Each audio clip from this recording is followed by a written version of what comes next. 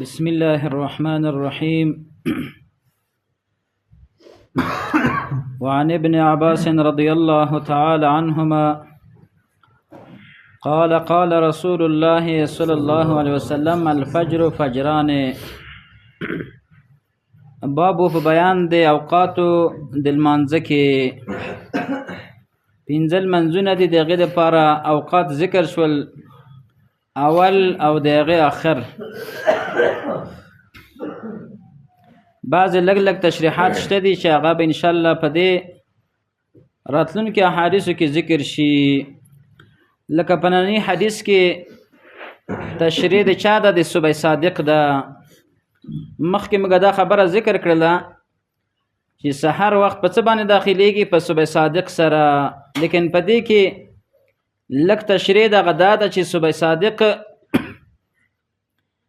دا یو صبح صادق دی، بل یو صبح کاذب دی.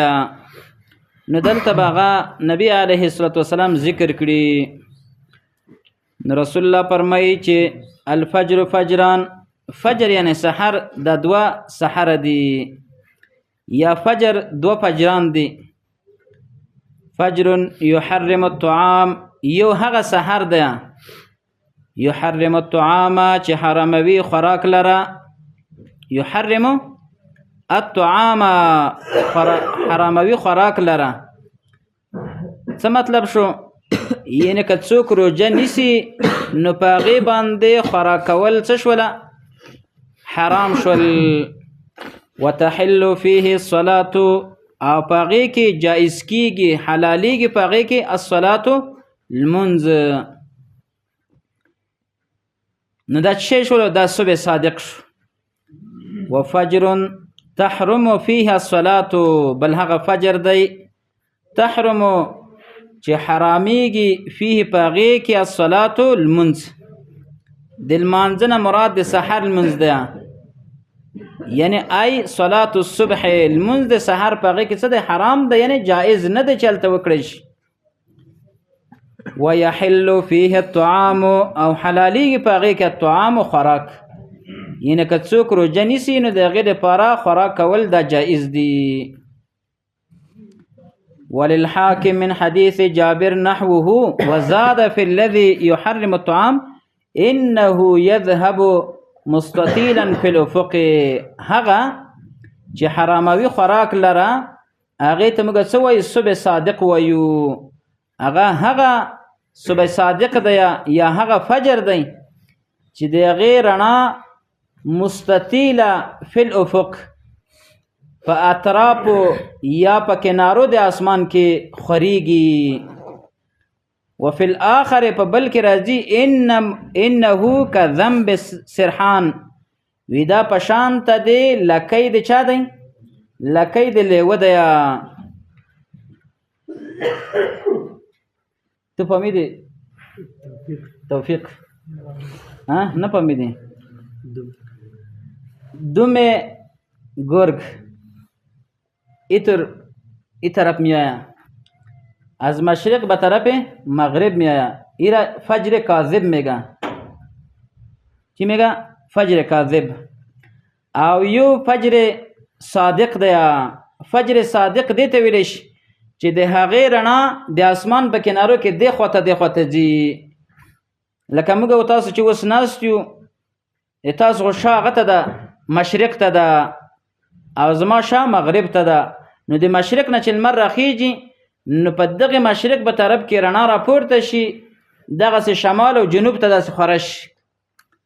نو دا هغه فجر دی چې دا صادق دی، رښتینی فجر دی. نو په دې سره لمونځ جایز کېږي او خوراک ورسره حرامېږي. او یو فجر کاذب دی، د هغې رڼا دې طرف ته داسې را روانه وي او دغسې خوره نه وي، بلکې ټوله رڼا یې وي، په شانته د لکۍ د چا؟ د لیوه دې په شانته وي. د حدیث نه مسله څه ثابته شوله؟ مسله دا ثابته شوله چې دا سحر چې دی دا دوه سحرونه دي چې انسان خطا نشي. د دې وجه نبي اسلام د دې تشریح وکړه چې انسان خطا نشي. نو رڼا دوه قسمه د سحر مخې ته په مشرق طرف کې را پیدا کیږي. یو هغه ده چې مشرق کې را پیدا شي او داسې مغرب طرف ته راشي نو دا فجر کاذب دی. نو په دې باندې تاسو ونه غولېږئ، یعنی په دې سره تاسو خوراک مه بندوئ. کله چې انسان څه کوي، کله چې انسان روژه نیسي نو خوراک به نه بندوي په دې رڼا سره، او لمونځ به نه کوي د سحر. داسې څوک ونه غولېږي چې وسحر شو. نو رسول الله فرمایي چې دوهم هغه دی چې په هغې سره تاسو ونه غولېږئ او په دې سره وپېژنئ. مطلب دا دی چې تاسو روژه ورسره نیسئ، یعنې روژه نیسئ نو خوراک ورسره بند کړئ او لمونځ ورسره جایز کېږي چې هغه رڼا د چا ده؟ مستطیله رڼا ده. دا په افقو د چا کې د اسمان یا د کنارو د اسمان کې خوره شي. نو فجر 2 فجرونه شول. نو بیا د هر یو دپاره حکم ذکر کړلو. حکم یې دا دی چې فجر کاذب سره خوراک جایز کېږي او د خوراک ورسره جایز کېږي او لمونځ ورسره حرامېږي، او فجر صادق سره خوراک حرامېږي او لمونځ ورسره جایز کېږي. نو په دې کې نبي علیه الصلاة والسلام موږ ته تشریح راکړله. وعن ابن مسعود رضی الله تعالی عنه قال قال رسول الله صلی الله علیه وسلم فرمایل نبی علیہ السلام افضل الاعمال الصلاة فی اول وقتها، بهترین عمل افضل الاعمال الصلاة، بهترین عمل الصلاة المنځ کول دی فی اول وقتها، په اول وقت کې. د حدیث مخکې موږ اجمال طریقې سره ذکر کړی و. بخاری روایت کې الصلاة فی وقتها راغلی و، لیکن ترمذی کې د روایت راځي الصلاة فی اول وقتها. دې نه مسله دا ثابته شوله چې لمونځ په اول وخت کې دا بهتره دی. وروسته کولی صحیح دی، لیکن فضیلت او غوروله به چا کې په اول وخت کې دی، فی اول وقتها. او بیا د دې تشریح مخکې موږ ذکر کړې وه چې ټول منځونه په اول وخت کې بهتره دي سوا د چا نه؟ سوا د ماسوتن د لمانځه نه، چې ماسوتن لمونځ وروسته کول افضله دي. نو دا و زموږ ستاسو ذهن کې د حدیث کېناستلو چې همیشه باید موږ تاسو لمونځ په اول وخت کې وکړو، لمونځ وروسته نه کړو.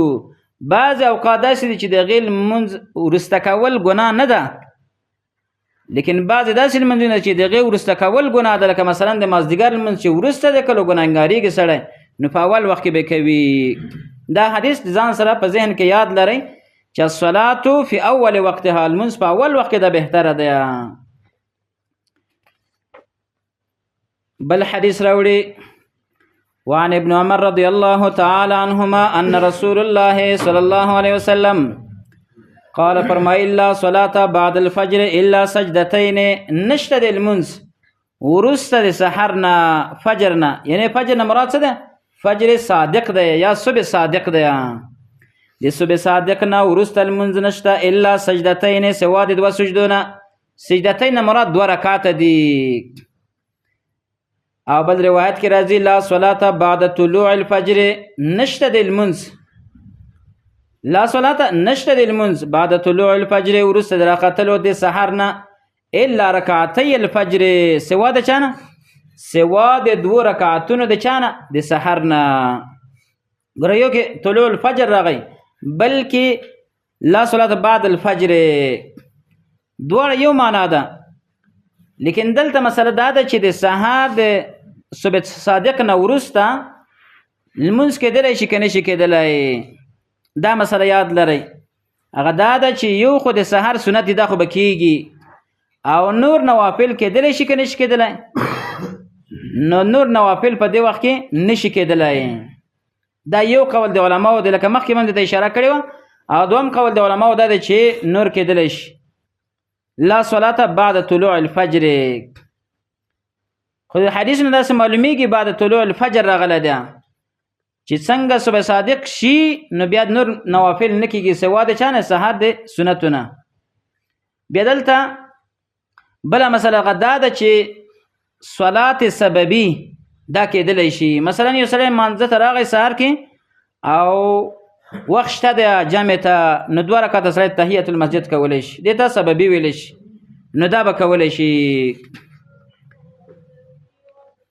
بل روایت راوړي وعن ام سلمة رضی الله تعالی عنها قالت فرمایي صلی رسول الله صلی الله علیه وسلم، منځ وکړ نبی علیه السلام العصر د مازدیګر، ثم دخل بیتی، بیا داخل شو نبی علیه السلام زما کوټې ته، ام سلمہ فرمای فصلى ركعتين 2 رکعات لمونځ وکړو فسألته نو ما پوښتنه وکړه فقال فرمایل شغلت زه مشغوله کړی شوم عن رکعتين بعد الظهر د 2 رکعتونو وروسته د ماسپښین د لمانځه نه د ماسپښین د لمانځه نه 2 رکعته سنت دي 2 رکعته سنت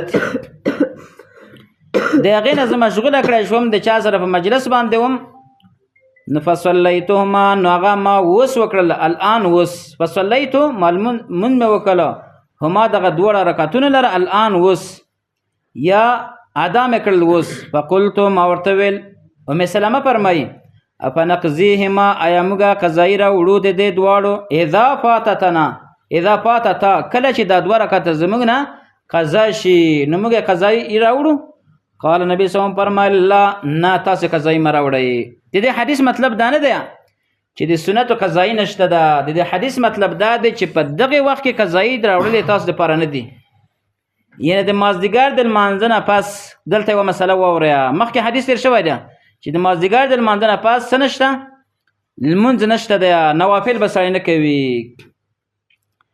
نو دارنګه قضایي لمونځ به هم سړی نه راګرځوي قضایي لمونځ دا به هم نه راګرځوي نو عایشې و ام سلمې پوښتنه ترېنه وکړه چې آیا موږ دغه قضایي د سنتو په دې وخت کې راوړو نو نبي صلی الله علیه وسلم فرمایل چې نه د قضایي لمونځ یا دغه سنتو قضایي په دې وخت کې نشي راوړلی د دې حدیث مطلب دا ده د دې حدیث دا مطلب نه دی چې سنتو قضایي نشته دومه مسله د حدیث نه دا ثابته شوله چې د سنتو قضایي شته ده نبی علیه السلام د سنتو قضایي راوړې ده لکه دا د احنافو مسلک هم دا دی هغوی وایي چې د سنتو قضایي نشته ده لیکن د سنتو قضایي هم شته ده د فرض و فرض ده او د سنتو قضایي سنت ده بمی دی قضایي سنت چی هسته؟ سنت هسته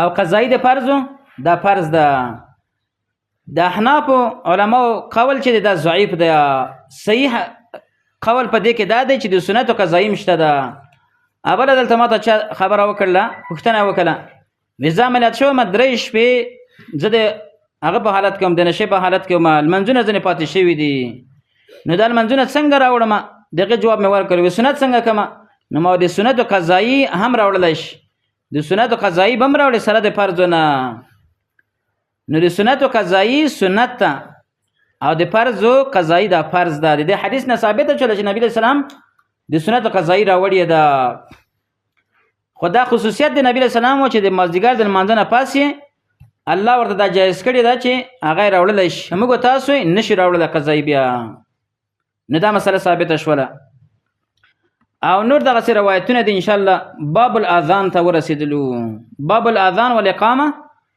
دا جدا باب دی انشاءالله دا براتونو کې درس کې انشاءالله وایو وبالله تعالی التوفیق